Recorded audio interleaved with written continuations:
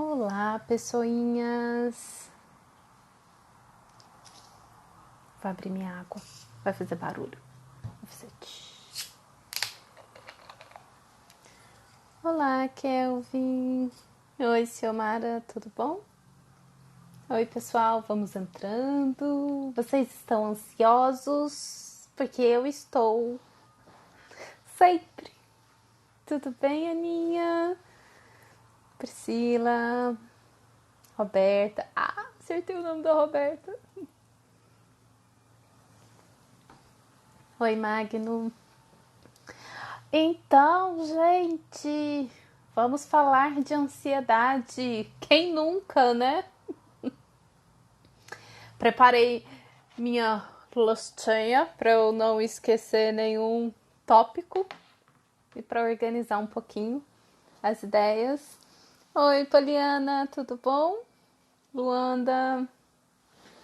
Aí a gente já vai ficando super familiar, né? Com as pessoas, super íntimo, sim, super, né? Enfim, sim, eu também. Gente, aí vocês já viram, né, que eu falo que nas lives a ponta do meu nariz coça. E aí é parar a live, o meu sistema vai se autorregulando e o nariz para de coçar.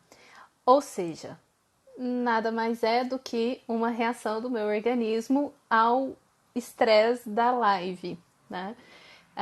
Só que é um estresse bom, né? É uma ativação necessária. Essa ansiedade que eu fico, ela é necessária para que as coisas fluam na cabeça e tal. E daí já a gente começando pensando no conceito de ansiedade, tá? Que, ó o tique. Gente, eu acho que é isso. Eu acho que não é ansiedade.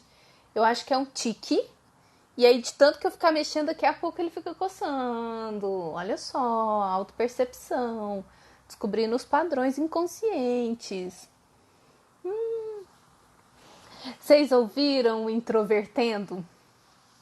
Gente, eu fiquei tão nervosa na entrevista. O Thiago, os meninos super fofo, assim, e é uma coisa. Eu terminei tão nervosa, falei, gente, minha mão tá gelada, a unha fica até roxinha aqui, e que é um sintoma, né, de ansiedade. E aí, tudo a ver em relação a gente vivenciar a ansiedade e de forma. Começou. E de formas. Sem entrar em crises ou coisas assim, ok? Então, eu vou tentar manter uma linearidade aqui, aí a gente vai conversando, eu vou vendo aqui o comentário de vocês, enfim, mas para eu tentar não perder a, a linha, ok? Então, quando a gente vai pensar sobre algo, sempre é bom a gente entender o conceito, né, de ansiedade. E tem um conceito que eu gosto muito, assim, que eu trabalho com meus pacientes, que é ansiedade por si só, ela não é ruim. A ansiedade por si só, ela é neutra. Ela é um fenômeno natural do nosso organismo. O que torna ela disfuncional é a não compreensão do que é aquilo ali, do que é aquela fisiologia, do que ela pede pra gente e da nossa incapacidade de regular aquilo, de autorregular, né? Não é controlar. Porque quando a gente fala em controle, dá a sensação assim, que a gente não pode deixar que aquele desconforto aconteça. E não é isso. Então, a ansiedade por si só, ela não é um problema. O que se torna um problema é o fato da gente entrar em estados crônicos dessa fisiologia de ansiedade e não conseguir autorregular e voltar para um estado de homeostase. Então é isso que a gente vai, que eu vou conversar aqui com vocês para começar a sensibilizar, né? Eu sou uma pessoa naturalmente ansiosa. Isso faz parte do meu sistema. Por mais que eu busque coisas, o meu sistema ele é assim. Então eu preciso ser muito habilidosa para conseguir colocar o meu organismo no estado mais que ele volte a se regular mais rápido, né? E claro, Hoje em dia, a neurociência, estudando as questões de meditação, enfim, é possível, com os treinamentos de mindfulness e meditações, a gente treinar a mente para ser menos ansiosa, né? Menos inquieta. E aí isso é uma mudança de um padrão mesmo, ok? Então, a ansiedade por si só, ela não é um problema, ela não é boa nem ruim, ela é neutra, ela é. Mas o que vai não significa que ela é confortável, e aí começa uma dificuldadezinha nossa, porque como a sensação fisiológica da ansiedade ela é bem intensa e traz e chama a nossa atenção, se a gente não sabe o que a gente faz com aquela sensação corporal, aí eu posso começar com interpretações negativas e desconfortáveis, que vão ser mais um gatilho para liberar mais adrenalina e reforçar mais ainda o sintoma, né? A fisiologia da ansiedade. Então, por isso é importante a gente entender qual é a fisiologia da ansiedade, para a gente não ter medo desse desconforto. O dia, criaturas da face da Terra. O dia que a gente aprende que a gente não precisa ter medo do desconforto do corpo, ok? O céu não é o limite, porque você entende que o seu corpo ele tem uma reação, que aquilo não é confortável, mas que aquilo não é perigoso.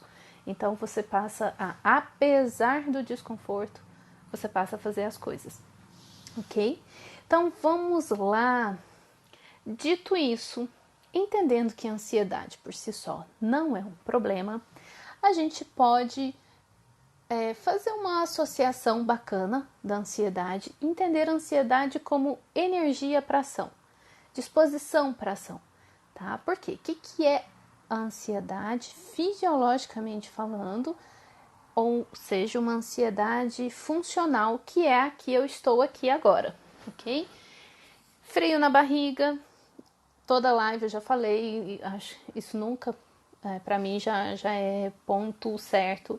Nunca vou deixar de ficar tensa pré-live e um friozinho na barriga. A minha mão fica gelada, a ponta dos dedos, e um leve tremorzinho. Ok, isso não passa durante a live, apesar de eu estar falando, de eu estar curtindo, de estar sendo bacana. Quando termina, eu fico também, continuo um pouco agitada, é difícil regular. Aí a minha mão vai esquentando, enfim. Porque isso é uma fisiologia. O meu cérebro entende. Nossa, estamos diante de uma ameaça. Que não é uma ameaça, é uma situação que me convida à ação. E é uma situação que me convida a uma ação que precisa da minha atenção, que precisa da minha energia, que precisa de todo o meu ser aqui. Então, o que o meu sistema faz? Ele libera a adrenalina para o meu coração bombar mais rápido, levar oxigênio mais rápido para toda a musculatura, porque é uma ação, né? Eu vou viver uma experiência, eu tenho algo para executar, só que a situação que eu tenho para vivenciar, que seria como o cérebro é uma máquina de sobrevivência, né? Ele pensa, nossa, tenho algo para fazer. E se eu tenho algo para fazer, isso é referente à minha sobrevivência. Então isso é importante. Vamos estar bem dispostos para isso. Mas não tem uma ação possível aqui no sentido de gastar energia motora, ok? Eu não vou sair correndo, eu não vou lutar, eu não vou me defender, enfim. Eu tô aqui sentadinha falando com vocês, né? E o meu organismo tá ativado. Provavelmente, se eu estivesse correndo ou agindo ou fazendo coisas físicas, né, comportamentos de movimento, eu não estaria necessariamente sentindo esses fenômenos corporais que eu relatei aqui. Mão geladinha, frio na barriga, uma tensãozinha aqui, ok? Eu ponho a mão aqui, eu sinto a ponta do meu dedo gelada. Ok, então isso não é disfuncional. Meu cérebro fala assim, poxa, precisamos agir. Ok, vamos agir. Só que o que acontece? Não ensinam pra gente desde criança a conhecer essa fisiologia nossa, o nosso sistema, né? Primeiro que a gente nem sabe que o cérebro existe, né? Assim, então contando aqui para vocês que a gente tem um cérebro na cabeça, que é um órgão e que ele gera sintomas, ok? Ele adoece como qualquer outro órgão, tá? Aí a ansiosa chegou e aí os seus coleguinhas, né? Quem nunca, né, gente? Como não ensinaram pra gente como o cérebro funciona, o que ele faz com o nosso organismo, associado com as reações do coração, porque eles vão se modulando o tempo todo, todos os órgãos, ok? O que acontece? A gente tem desconforto, ninguém ensina pra gente o que a gente faz com esse desconforto, e dependendo do nível que a gente sentia esse desconforto, da situação que a gente sentia isso vai ficar na nossa mente como uma experiência muito ruim. E aquilo vai ficar registrado como um perigo, uma ameaça. Sem que a gente tenha aprendido a fazer qualquer coisa para se autorregular. Então a gente passa a querer evitar situações que possam gerar esse desconforto, porque a gente não quer sentir aquele desconforto de novo, ok? E aí, só da gente imaginar que eu vou passar por aquilo, lá vem a sensação. E aí, então, clinicamente, né, quando a gente fala psicologicamente, o que é a ansiedade? A ansiedade, ela é uma previsão de futuro negativa. Então, a ansiedade tem a ver, o cérebro tem essa capacidade de prever situações baseado com aprendizados passados, situações que a gente já vivenciou. Então, a gente consegue imaginar, associar com uma outra e fazer uma previsão de futuro. Isso, em questão evolutiva, é importantíssimo, porque eu prevendo, eu já me organizo, já organizo recursos, estratégias, enfim, ok? Só que o que acontece? Aí a gente prevê o futuro, um futuro negativo. Se a gente não aprendeu técnicas para sair do desconforto, a gente passa a ter medo do desconforto. Só que agora é um futuro negativo sem saída. Porque se você imagina que você vai vivenciar aquilo que é desconfortável e você não tem recurso para lidar com aquilo, você aumenta ainda mais a possibilidade de desconforto, porque você se sente sem saída, é uma grande ameaça. E aí só vai virando uma bola de neve, aprendizados de crenças limitantes, de percepção negativa. Pois é, né, Ramona? Já pensou? É igual aquilo que falam, o ansioso tem tanto medo do fim que evita os começos, por conta do que pode vir a sentir com o fim. Exatamente, só que aí o que a pessoa não percebe é que aquele desconforto de evitar o fim já é o próprio desconforto. E por isso que eu falo que quando a gente percebe que a gente não precisa ter medo de desconforto, você não teme, quer dizer, você teme as coisas, porque isso é uma reação natural do organismo, mas você não vai para evitação, porque você não teme o próprio desconforto, ok? Então, e o ansioso que não evita, pelo contrário, quando ele encara, mas sempre acaba mal. Diogo, muito bacana isso. Eu sou desse tipo, tá? Eu já fui muito evitativa e aí eu me frustrei tanto com as minhas evitações que um dia eu tomei uma decisão. E aí eu coloquei na minha cabeça assim, criei um lema para mim. Para onde tiver medo é para lá que eu vou, ok? O problema disso, da gente acabar às vezes se dando mal, é porque a gente vai com essa energia, essa disposição toda, essa adrenalina toda, é um nível de estresse elevado, e isso faz o que com o pré-frontal? Lentifica o pré-frontal. O cérebro entendeu, você está sob ameaça, querido. Você não tem que ficar pensando qual a melhor opção, simplesmente age. Ou seja, controle inibitório, queda livre, você perde, fica fragilizada a sua capacidade de conter um comportamento impulsivo e dar uma resposta mais adequada, e a gente acaba dando respostas então muito reativas, impulsivas, o que depois gera dificuldades de relação, arrependimentos, fala o que não deve e assim vai, ok? Bom, e aí o que acontece então? Padrões de pensamento, né? Como que fica? Porque tudo é um processo de aprendizado. Então um dia você vivenciou uma situação que gerou um desconforto. Pode ser desde a sua infância, desde bebê, pode ser da primeira infância, adolescência, enfim. Você vivenciou algo que te gerou um desconforto, ok? Nem todo mundo vai criar um padrão de ansiedade. Todo mundo tem ansiedade em um nível. Aí, o nosso sistema educacional, e isso entenda-se, escola, a nossa cultura de trabalho, de produção, você tem que produzir, você vale o que você produz. A gente vai criando, nós fomos treinados para termos ansiedade. E a gente chama isso de ansiedade de performance.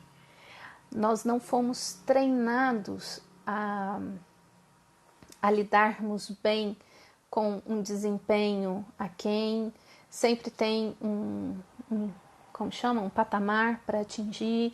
Se você não atinge, a sociedade cai impiedosa em cima de você, e isso vem de pai, de mãe, vem da escola, vem dos colegas. Então a gente sempre está sendo colocado a provas de muitas críticas, né?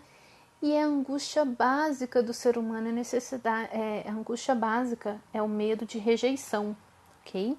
Então tudo que a gente faz na nossa vida e que envolve o desempenho está atrelado ao medo de rejeição, ao medo de não gostarem da gente, de eu não ser bom o suficiente, e etc, e etc, e etc, ok? E isso vem sim das nossas primeiras relações, da nossa cultura educacional de dentro de casa.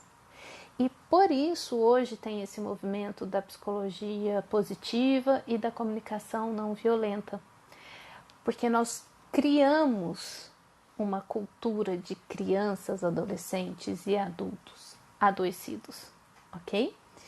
O nível de medicalização é absurdo. Em crianças está aumentando, ok? Olha, oi a Virgínia, minha amiga da Marinha. Tudo bom? Que saudade. Temos a necessidade de dar certo. Erro deve ser encarado como aprendizado e não como fracasso. E é isso mesmo, a nossa crença é de que errar é crime, né? Eu vou fazer uma sugestão para vocês de uma aula assim chocante da Conquer, que tem um curso sobre inteligência emocional. Eu super recomendo. Eu fiz o curso deles e eles fizeram uma aula de encerramento. Tá no YouTube, a Masterclass da Conquer de inteligência emocional, procurem. E aí eles falam justamente isso, né? O nosso sistema educacional educou a gente para um determinado mundo, um mundo que não existe mais, ainda mais agora nesse momento que a gente está vivendo, de situações completamente instáveis, ok? E nós não fomos preparados para esse mundo instável, que acontece o nosso nível de ansiedade, porque é ameaça, né? E aí, o que eu faço agora? E aí eles comentam, né? Eles são muito do meio corporativo. E aí esqueci o nome dela, uma das professoras lá, uma das participantes, que ela fala: hoje a pessoa ela precisa se arriscar mais, errar rápido para se recuperar rápido e assim vai. Se você tem no erro um problema, se você tem no erro um crime, porque você foi punido quando você errou, porque a nossa cultura não nos convida a experimentar e usar aquele resultado que não foi bom e seguir em frente assim. E a gente vai chegar num nível de tensão absurda, né? Então, super recomendo isso. E a maioria de nós, isso. Obrigada, Poliana. E Conquer com C. C-O-Q-U-E-R. conquer, com C. E a maioria de nós temos registros muito traumáticos de erros, ok? Então, nas técnicas de processamento de traumas, né, nas terapias processuais, as nossas ansiedades, elas estão atreladas às nossas primeiras experiências lá do início da vida, ok? Então a gente vai acumulando experiências de desconforto, de autocrítica. A princípio, a criança ela não tem autocrítica, isso é ensinado para ela. E aí o cérebro fala, cara, você fez errado, se fizer errado, papai e mamãe não vai gostar de você, ok? Né? Que menino feio, assim papai do céu não gosta. E aí vai criando os nossos padrões mentais de receios, de medos, ok? Isso, conquer, certo? Dia 4/5, exatamente, esse mesmo, Diogo. Esse vídeo, gente, é inquietante, mas eles descrevem com uma precisão o momento que a gente está vivenciando e o convite para nossa alteração como ser humano, profissional. Assim, vai economizar aí 6 meses de terapia para todo mundo, tá? Sim, Patrícia, todos nós, se a gente for ver as nossas memórias de infância, né? Quanto medo a gente tinha. E aí, o que vai acontecendo? A gente vai aprendendo a prever tragédias gregas, né? Porque a coisa é assim, você não foi bem numa prova, vamos pegar uma pessoa do ensino médio, né? Então, o menino não foi bem no ensino médio lá, ele não foi bem numa prova, ele tirou uma nota ruim. Aí a cabeça dele é assim, caramba, eu não vou ser um bom profissional. Se eu não fosse um profissional, eu tirei uma nota ruim. Eu não vou conseguir um bom emprego. Se eu não conseguir um bom emprego, eu não vou ganhar bem. E se meu pai e minha mãe morrer e eu tiver que trabalhar, eu não sou bom. Meu Deus do céu, vou morrer de fome. Aí o menino já está se vendo lá como morador de rua, entendeu? Isso é a tragédia grega, ok? E o pensamento vai escalonando assim na tragédia rapidamente. O nível de criatividade do ser humano é absurdo, ok? E aí o que acontece? Alguma coisa no nosso sistema, que é uma máquina de sobrevivência, ele aprende o quê? Olha, é mais interessante acreditar nas coisas que podem dar errado, porque se elas derem errado, supostamente você está preparado para elas. O problema é que, gravem isso, o cérebro, esse negocinho aqui dentro, ele não diferencia o que é fato, está acontecendo aqui e agora, do que é imaginado, fantasia. Então, se eu estivesse imaginando essa live acontecendo, eu estaria reagindo quimicamente, fisiologicamente, como se a live estivesse acontecendo aqui agora, ok? Então, se você criar toda essa tragédia grega na sua mente, você pode observar como a sua sensação corporal muda. Você vai sentir, você pode não estar angustiado, mas você vai sentir aperto no peito, depois você vai ficar incomodado. Vocês ouviram o barulhinho da orelha do Snow balançando? Meu pretinho, tá aqui comigo. Vai sim, Diogo, a live fica... Sempre deixo ela salva lá no YouTube, tá? Morria de medo de errar quando criança, tem até hoje, por isso nem começo as coisas. Exatamente, Jordana. Né? E isso no espectro do autismo vai ter eu vou mencionar isso sobre o espectro. E além dos nossos medos, como temos a empatia tóxica, carregamos as preocupações do que vai ocorrer com os outros também. Certamente, Camila, excelente observação, né? Porque a nossa capacidade de prever futuro trágicos não é só pra gente, envolve os nossos entes queridos também, ok? Quem aí não visualizou a morte de alguém da família ou de amigos queridos ou a própria morte com Covid? O cérebro não diferencia o que é fato do que acontece. do que é fantasia, exatamente. Então, se você começar a se imaginar discutindo com alguém, o que no autismo a nossa capacidade de imaginação é bem fértil, e a gente conversa sozinho, não sei vocês, mas eu converso. Eu crio situações e fico conversando, sabe? Assim, com a situação como se estivesse acontecendo mesmo, criando diálogos e tal. Cara, eu podia ter sido atriz, né? Enfim, não sei. Mas roteirista, certamente. Naquela vivência, o meu organismo está reagindo como se aquilo ali estivesse acontecendo, ok?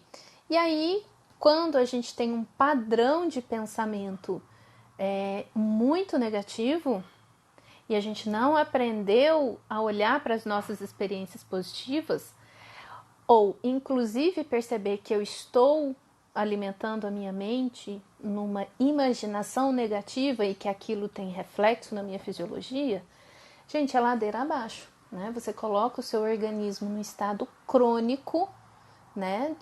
No estado crônico de estresse, nunca alivia. Isso vai interferir no nosso sono, enfim. Meu esposo reclama direto comigo, que eu sou meio que negativa. Fico sofrendo feito, pero em véspera de Natal sofro antes das coisas. Sim. Tem eu no meu fantástico mundo de Bob. Sim, Magno. Claro que a gente treina a discussão antes dela que ela aconteça. Quem nunca foi dirigindo para o trabalho discutindo com o chefe? E se você perceber, a sua reação toda é de ira, porque o seu corpo está pronto para a luta. Aí quando você vai conversar com o seu chefe, o cara fala A, não importa o tom de voz, ele fala A, você vai toda armada já, ok? Toda interação que preciso fazer eu planejo. Assuntos, caminhos, alternativas. Sim, Ivan, né? Ivan, isso, essa capacidade do cérebro de planejar, principalmente no autismo, porque como a gente tem muito receio de dar mancada, tem crença de inadequação, ou não é natural e espontâneo uma determinada situação que a gente tem que falar, a gente planeja muito as coisas, ok? Muitas vezes eu faço stand-up comedy, Ivan, então para mim é essencial. Ah, sim, você Sim, então, é o que eu tava falando. A gente tem a capacidade de prever as coisas e de planejar. Isso é necessário para a sobrevivência. Funções executivas que processada nessa região do pré-frontal é justamente isso: planejamento, execução, organização, resolução de problemas. Então, a gente tem essa capacidade. O que é disfuncional nisso? É a gente sempre prever tragédias, é sempre ser ruim e nunca conseguir se autorregular. Então, por exemplo, hoje eu estava saindo para ir para o consultório e eu pensei, gente, eu preciso ter atenção hoje, eu tô meio desatenta, vai que eu bata o carro. Aí eu criei uma cena de bater o carro, o esposo viajando, aí o trabalho que aquilo ia dar, não sei o quê. Isso assim, isso tudo eu imaginei no tempo de tirar o carro da garagem e começar a sair do prédio, né? Aí quando eu cheguei de fora, eu falei, eu posso vibrar em energias positivas, né? E aí vamos vibrar no universo, na consciência, no anjo de guarda, proteção. Porque do mesmo jeito que eu posso criar coisas negativas, eu também posso criar coisas positivas, ok? E era isso que eu estava falando. A gente tende a querer acreditar mais no que é negativo, só que é tudo 50%. Do mesmo jeito que você pode pensar, eu vou sair mal numa prova, eu posso pensar, eu vou sair bem na prova. 50% de chance, mas a gente acaba acreditando mais na negativa. Por quê? Porque depois o que vier é lucro. Porque se eu pensar que eu posso tirar nota boa e depois tirar nota ruim, eu vou ficar muito frustrado. Então a gente, assim, não precisa nem de inimigo, né? A gente se coloca em situações de desconforto constantemente, ok? Bem, o que acontece? E aí eu vou falar isso aqui em relação deixa eu ver. Eu treino a discussão E quando tô com a pessoa, já não falo nada porque tenho preguiça. Excelente, Roberta, também. Já gastou tudo, né? Ali. Eu também sou assim. Nunca fui negativa, mas tenho o defeito de se você fala algo que iremos fazer, não durmo na noite anterior, de tanta ansiedade, meus filhos são iguais. Sim, então aí é uma ansiedade de expectativa, né? Imaginando acontecer, querendo vivenciar aquilo, que também é um tipo de ansiedade. Eu marquei um compromisso para mim quinta-feira, e aí eu falei, eu quero tirar isso da minha cabeça, porque quinta-feira tá tão longe. É isso mesmo. Tudo metodicamente e previamente ensaiado na minha cabeça antes. Quando não planejo, sai tudo errado. Ok. Olha, a mamãe entrou. Minha mãe entrou. Entrou! Oh, obrigada, Ciomara. Mãe, você já tá conhecida. Eu não vi que você tinha entrado, mãe. A Ciomara viu. Muito bom, obrigada por você ter informado, Ciomara. Já falei, né? Quando a mãe entra, você fala, gente, eu devia ter arrumado melhor o cabelo. Não, mãe, enfim, são toques importantes. Pior é quando planejamos e o outro não colabora. Aí o outro segue um roteiro diferente do que a gente planejou, né? Entendi, isso acontece mesmo. Quando tô muito assim, eu faço uma bola de energia positiva à minha volta. Assim, eu tava vibrando, aí eu comecei a pensar na energia azul do Arcanjo Miguel, aí você vai para tudo quanto é lado, né? Eu sou bem esotérica, eu falo que eu sou cientificamente esotérica, gente. Adoro as meditações, adoro meditação da chama violeta, ela neutraliza a negatividade, aí para proteção é a chama azul do Arcanjo Miguel, tá? Isso ajuda o meu cérebro, ancora o meu cérebro em vibrações positivas. Entender isso foi muito importante. Pensar e imaginar coisas negativas ou positivas dá o mesmo trabalho. Agora foco, gastar energias pensando em coisas boas. Sim, porque você vai produzir sensações de conforto para o seu organismo e o que sair do que você planejou, o que não significa sair errado, o que sair diferente, como você está em bem-estar, você está mais em condições de se adequar mais rápido à situação, sem ser de um jeito disfuncional, que a probabilidade de dar errado é maior. Eu notei que de tanto treino de discussão por coisas que nem existe e ficar muito mal com o resultado disso tudo, meio que larguei não planejar e me sinto uma desatenta e desorganizada muitas vezes. Cacau, o que acontece? Muito interessante o seu comentário, porque, olha só, isso não tem a ver só com o espectro do autismo. Crianças têm ritmos diferentes, ok? Nosso sistema educacional tenta colocar todo mundo padronizado. Todo mundo tem que funcionar no mesmo ritmo, do mesmo jeito, da mesma forma, aprender do mesmo modo. Não é.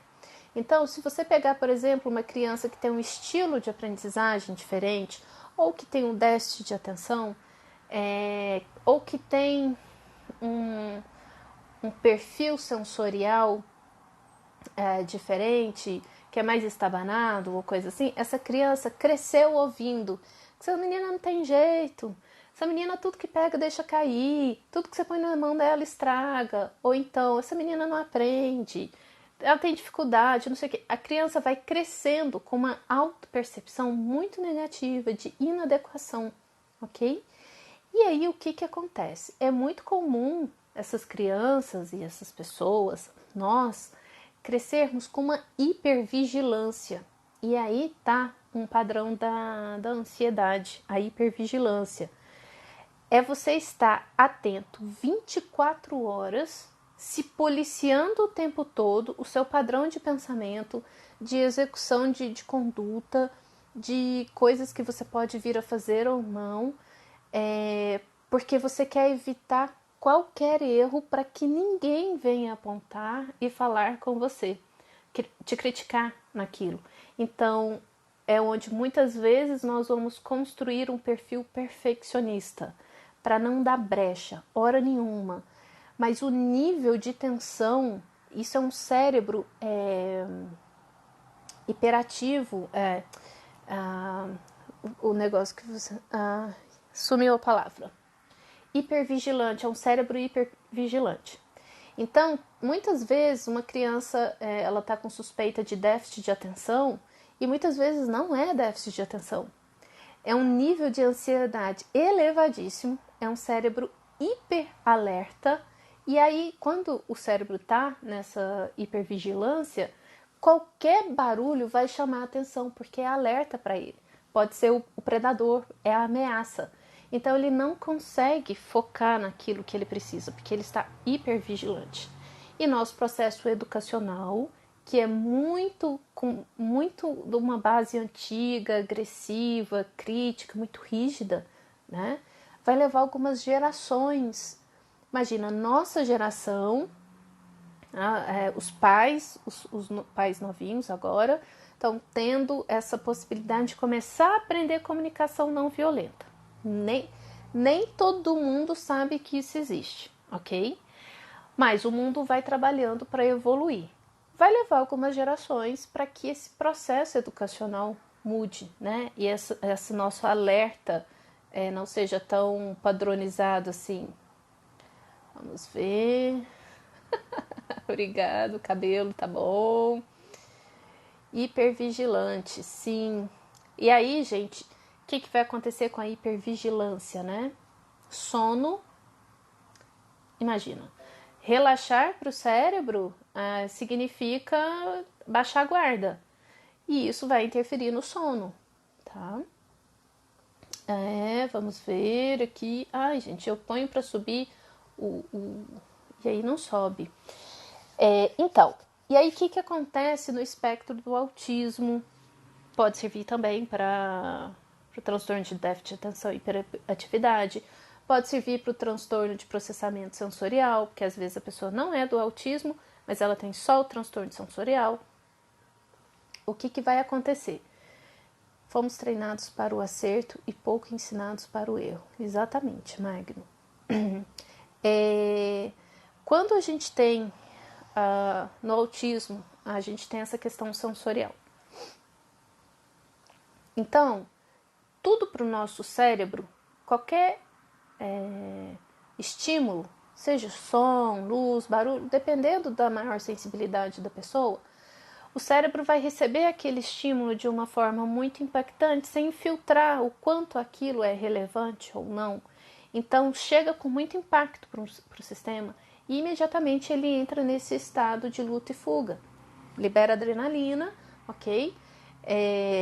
Coração acelera e aí você tem aquelas reações fisiológicas de luta e fuga, né?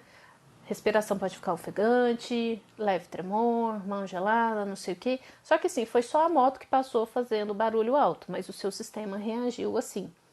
Então é o que os estudos mostram.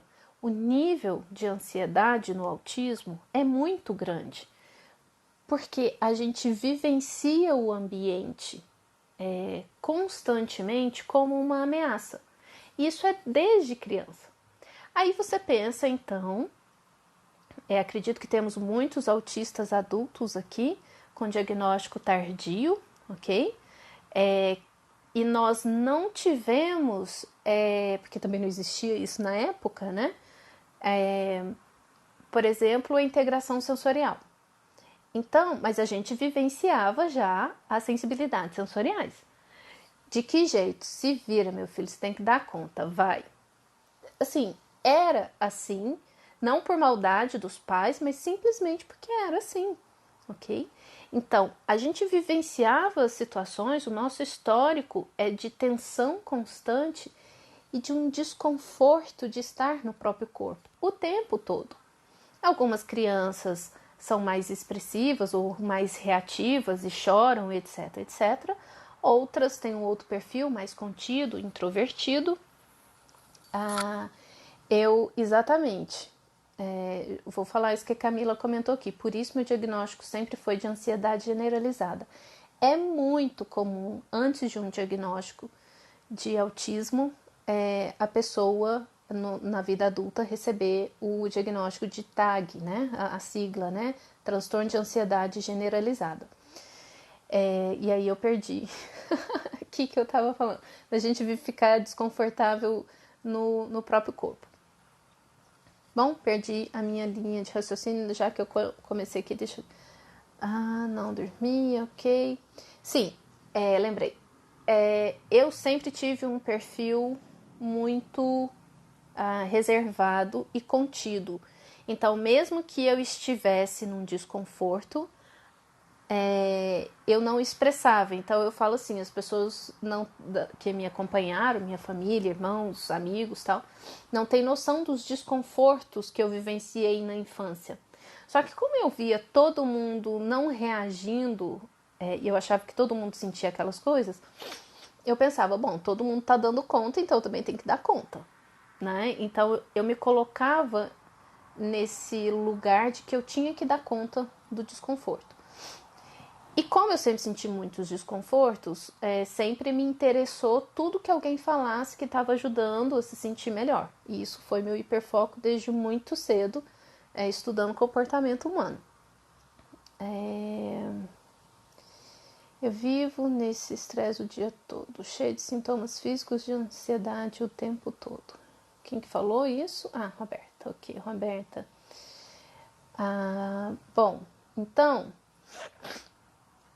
minha família falava que eu chorava por tudo ou do nada saía da brincadeira. Exatamente. E é isso. Então, o que acontece? Esse nível elevado de ansiedade, aí olha só, passa um carro, faz barulho, o seu sistema reage fisiologicamente com adrenalina e todo esse processo, ok? A princípio, isso não é um problema e isso não é ansiedade, tá?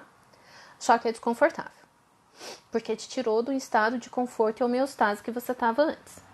Como você teve um desconforto e você não aprendeu o que você faz com ele, você fala, nossa, que coisa ruim, meu Deus, tô passando mal.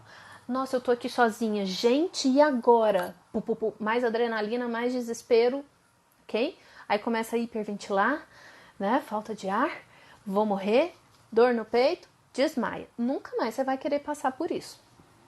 Então, a próxima vez que você sentir qualquer sintomazinho que lembra essa crise, você já vai ficar hiper alerta para fazer qualquer coisa porque você não quer passar por aquilo. Ou seja, o fato de você não conhecer a sua fisiologia, não saber o que você faz com o desconforto do corpo, isso agora é o seu gatilho para entrar em crise de ansiedade. Você passa a ter medo da ansiedade, você passa a ter medo de ter a crise. E aí já não é mais um ambiente externo, aí entra um padrão de pensamento. Se você pensar que você pode ter a crise, aí você já começa com desespero, ok? Aí você tá no shopping, você já, meu Deus, e se eu passar mal aqui, não tem pra onde ir, pra quem que eu vou ligar, etc. E começa aquela perspectiva de futuro negativa, sem saída, mais adrenalina, e aí começa a entrar no processo de descompensação, ok? Esse é o padrão mental, o padrão de pensamento da ansiedade. E quanto mais eu me sentir impotente, sem condições de regular, mais eu vou aumentar as minhas reações de descarga de adrenalina.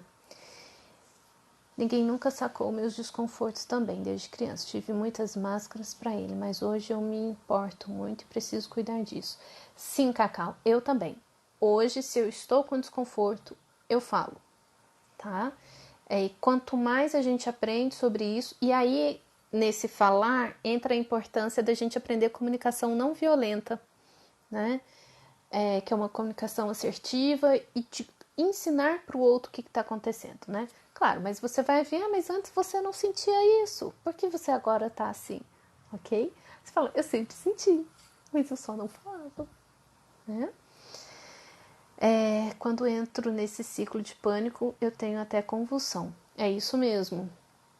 Ellen, não sei se você estava na live passada, mas eu tava tentando lembrar o nome da Roberta.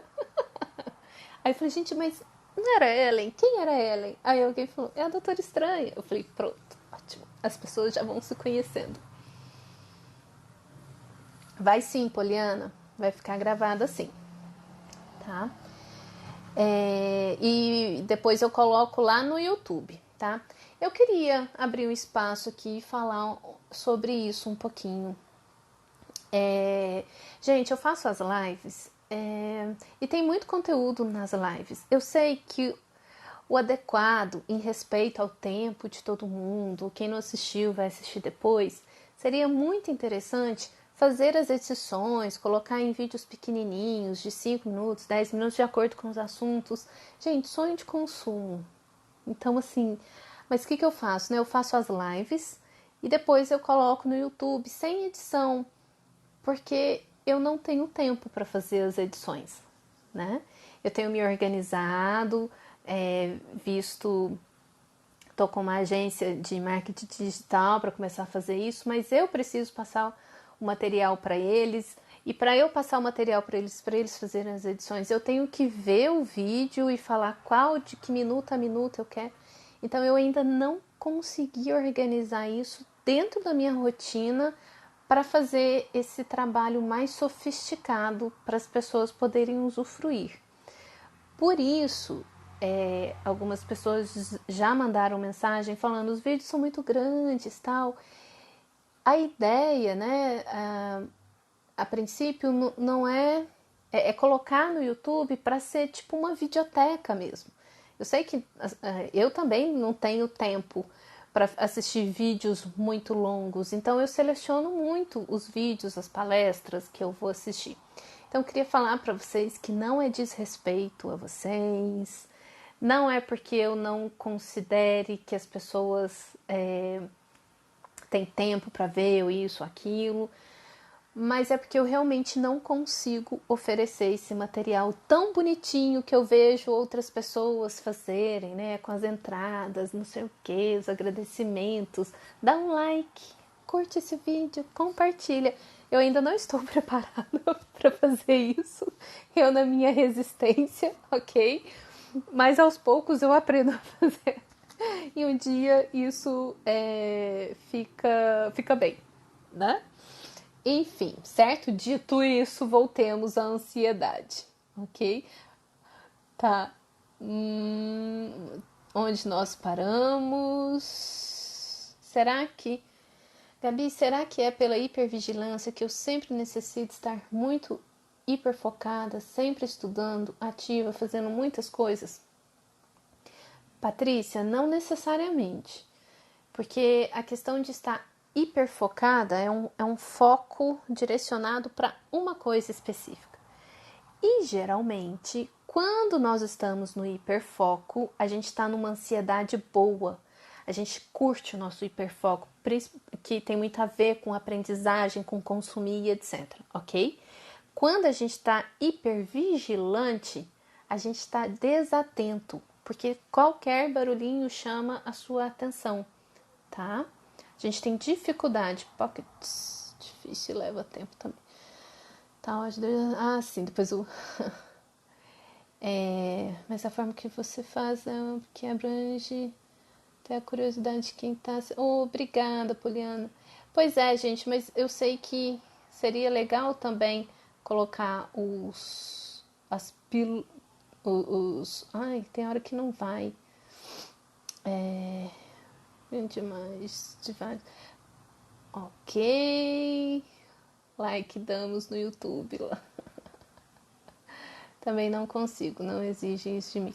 Né, Eliana, é muito trabalhoso. Eu me lembro da Vanessa, né, a vitamina maluca falando.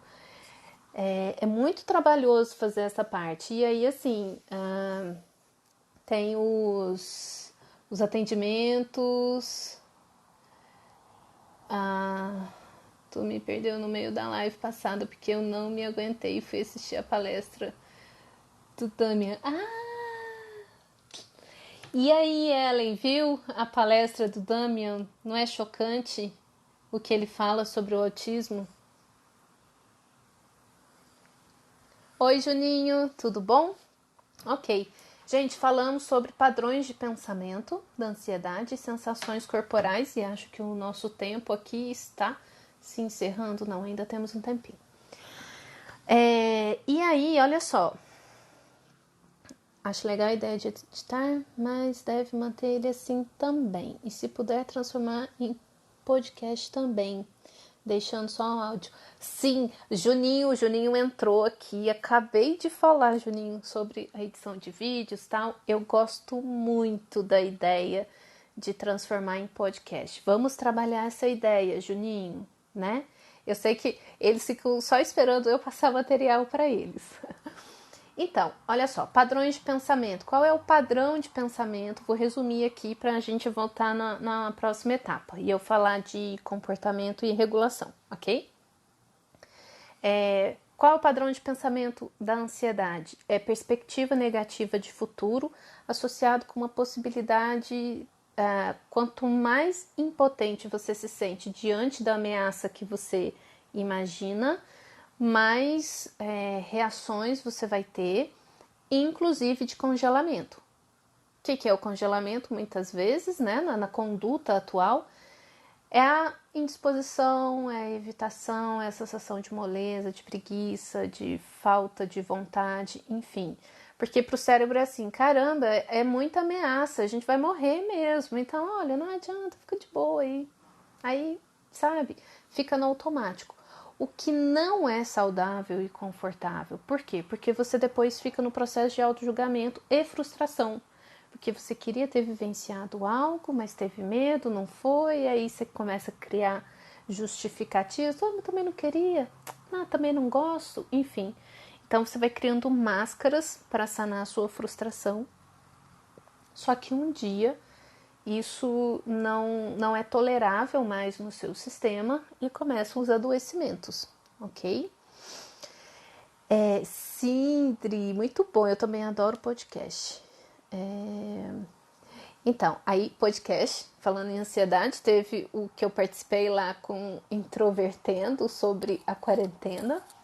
Falei do meu perfil opositor, que eu não queria usar máscaras. Vocês tiveram dificuldade na quarentena? Na quarentena, minha ansiedade foi quando eu pensei que o isolamento poderia acabar e que eu ia ter que voltar a ter que socializar. Tava bom, mas aí depois, como acho que foi o Diego que falou, né? Não sei quem que falou. Aí eu entro naquele padrão, já que é pra ir, então vamos logo, terminar logo com isso, porque eu não posso ficar nesse desconforto aqui não. Ok, isso, no Introvertendo. E Paulo.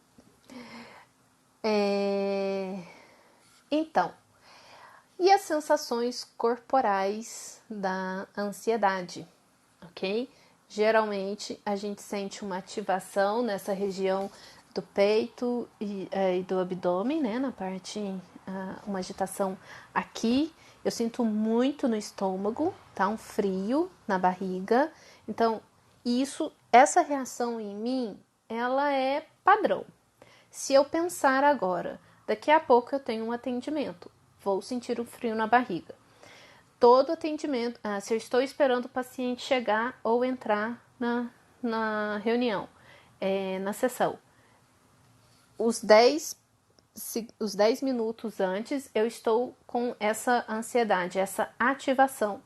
O meu sistema é assim. Eu falo, qual é a diferença entre eu e os meus pacientes?